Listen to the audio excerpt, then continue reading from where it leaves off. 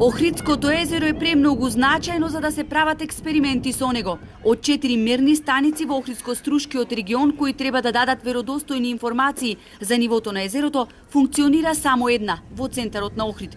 Мерните станици во Свети Наум, Пештани и Струга се надвор од употреба, укажуваат хидролозите. Згора на тоа, недостасува и стручен кадар. Во управата за хидрометеоролошки работи има само 2 хидролози и инженери, а потребни се најмалку 10.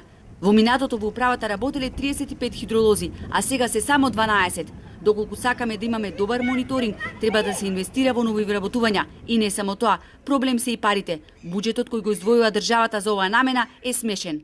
Ако ги споредиме буџетите на развиените земји, ако една Австрија користи 10 милиони евра буџет за една држава, што е како Австрија, да речеме, за хидролошки мониторинг, за нашата држава треба барем 1 милион евра нормално функционирање, од кога претходно би се инвестирало со некаде околу 80 милиони евра за да се добие оној мониторинг што би требало да биде реално направен за целата држава. Соочени со негрижа од државата, во ОХМР преку странски донации доаѓаат до средства за набавка на современи инструменти за изработка на хидролошки прогностички модел, меѓу другото и за мониторинг на езерото, која оваа година драстично осцилира.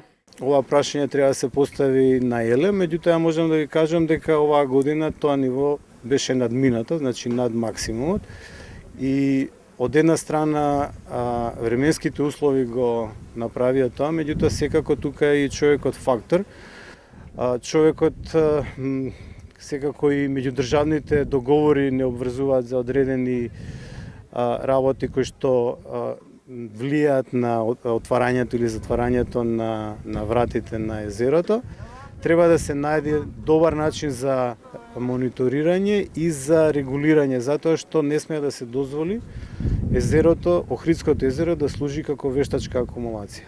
Од УХМР уште на почетокот од годинава забележале опасност од високи водостои, но нивните укажувања, вклучително и за осцилациите на езерото, биле попусти.